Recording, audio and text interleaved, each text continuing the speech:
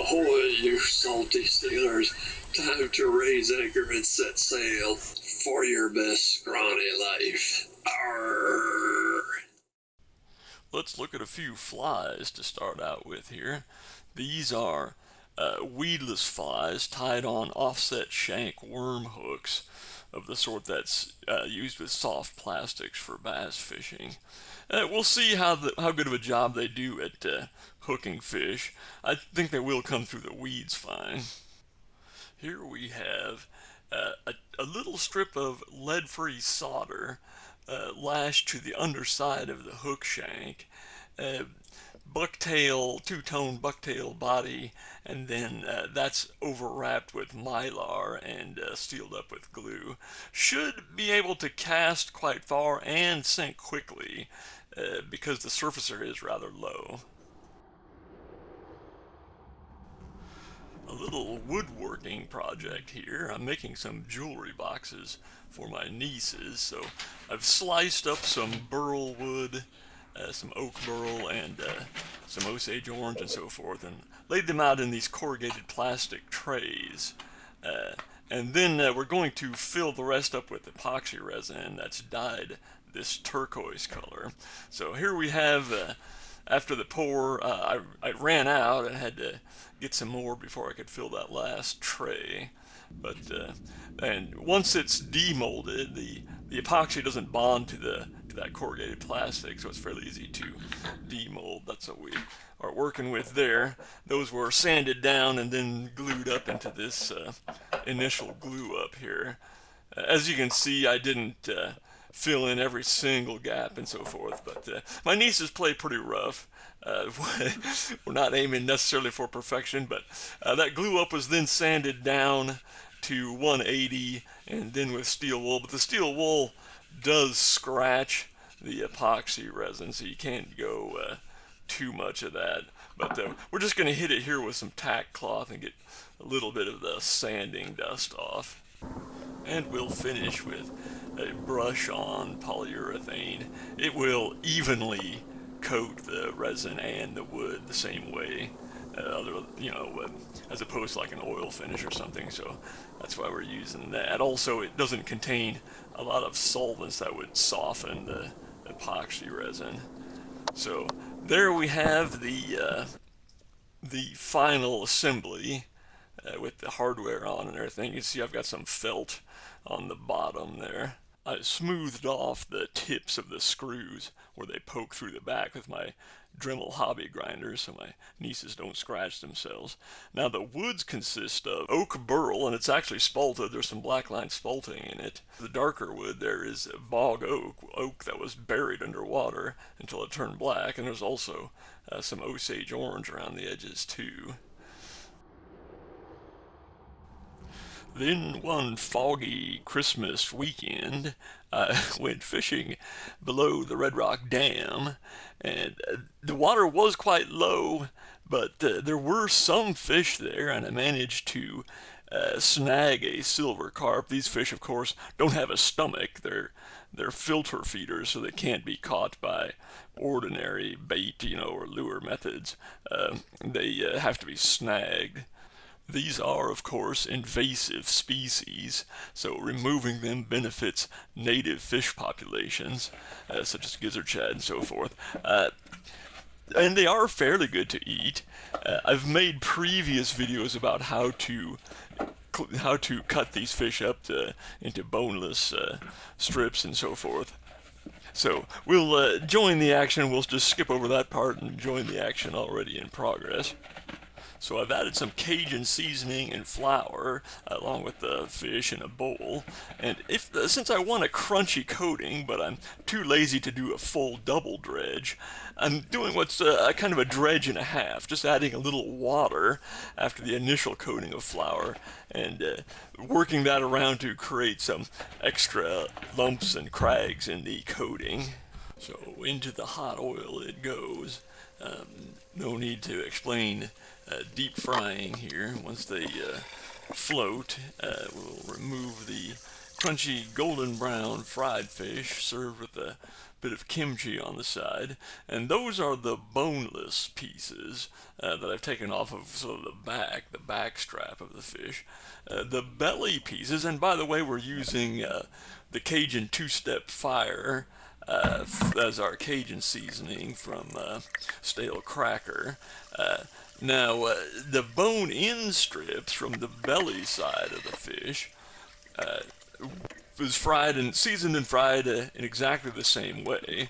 And then once the fish is cooked, just break the strip in half. That exposes the bones, and then they easily just pull right out.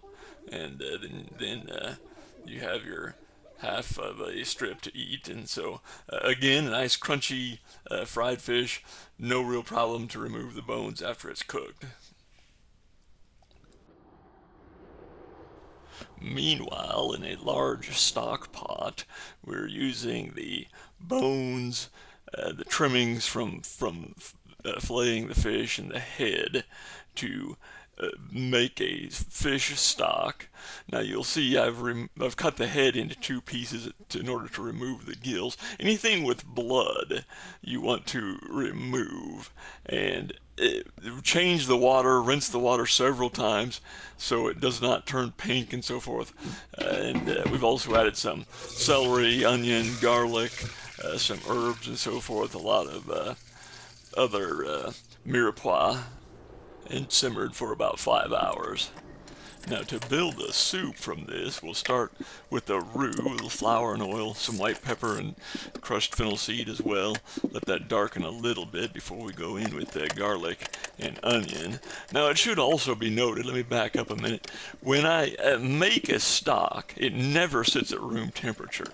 And in this case, it's bitterly cold outside. The quickest way to cool it down after the stock is simmered is just to set it out on my front step. There's a raging blizzard out there, and it cools off real quick. Then it can go into the refrigerator until I need it. But now we've gone into the pan with some Napa cabbage and fish, and we've cooked those down and until the Napa cabbage is wilted and so forth. And now we've added the stock, and in a separate pan we're boiling our noodles. And once those are ready to join the soup, we'll move those into the pan. So there's our soup with fish and Napa cabbage and noodles.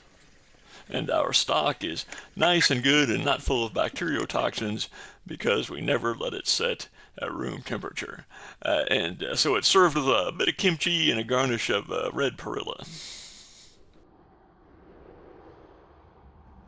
So now we've chopped some onion, Napa cabbage, a bunch of green onions, and we're grating some ginger.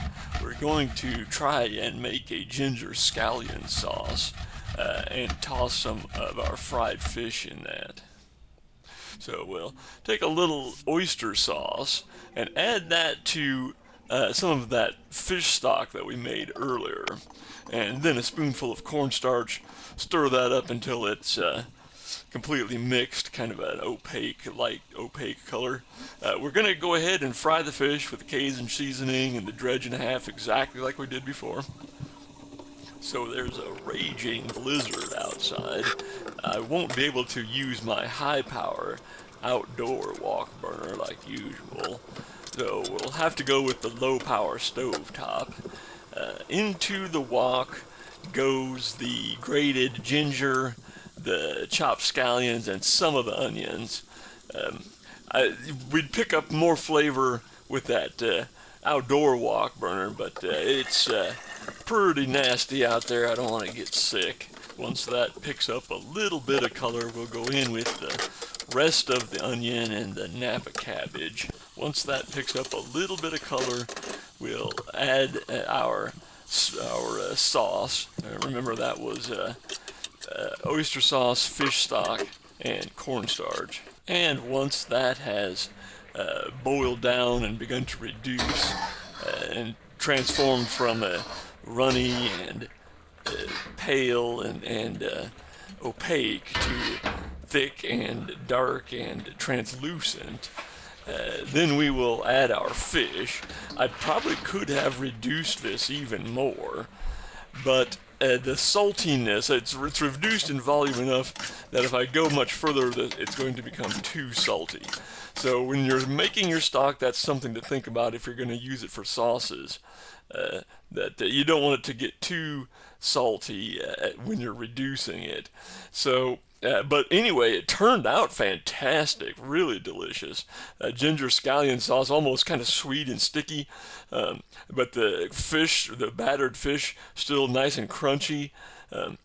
Really delicious. That was an easy 9 out of 10. Just a real pop of flavor, and I don't know if to say it would have been better had I done it outdoors on my high heat wok burner or not.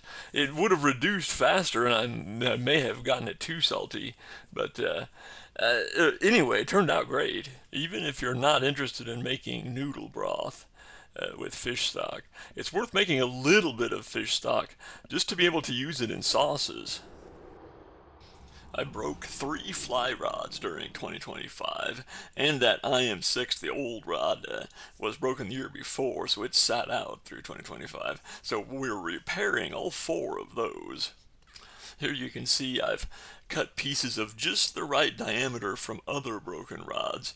And they will epoxy one on the inside of the brake and one will cover over the outside of the brake.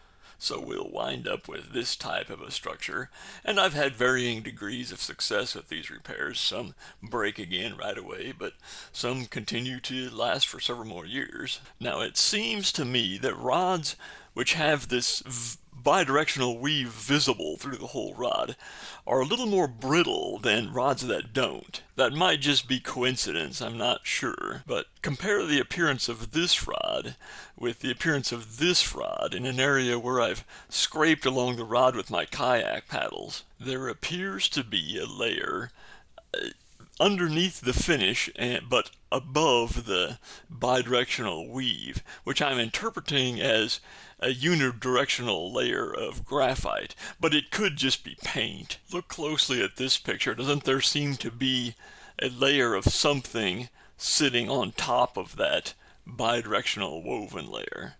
But in any case, it's just kind of been my experience, perhaps just coincidence, that the rods with that woven layer that's visible through the rod seem to be really brittle. In any case, these areas that have been rubbed down by contact with my kayak paddles will have to be repaired. I'll thin the epoxy resin with just a little bit of acetone, apply that to the damaged area, and then wrap over it with a very fine cloth that will sort of absorb that glue and bolster up the damaged area. And of course, these are all rods from the low price range of the fly rod market. And you can see the handles are just composed of a very thin cork veneer over a synthetic foam core. But I actually like that. I don't consider that to be an inferior component. The foam is stronger and it stays cleaner than natural cork. But if the cork begins to peel off and look really bad, I'll replace it with a wooden handle like I have with most of my rods. And in terms of durability, there isn't much difference between the low price end of the market and the high price end of the market. There may be, slight differences in casting performance, and of course there's status when you show off your rod to other fishermen, but for the most part, a tenfold increase in price does not result in a tenfold increase in durability. And in my opinion, it doesn't result in a tenfold increase in casting performance either. I can cast better with a $50 rod than a beginner can with a $500 rod, just because of experience and muscle memory and so forth. And the true masters of fly casting can hold the line in their hands with no rod at all and cast better than a beginner, because they understand loop formation on a whole other level. But especially when it comes to durability, more money does not necessarily mean more durability.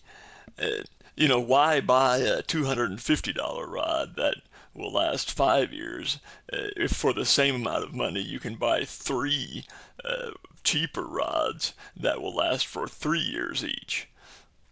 So I tend to buy from the low range of the market and just break and repair them.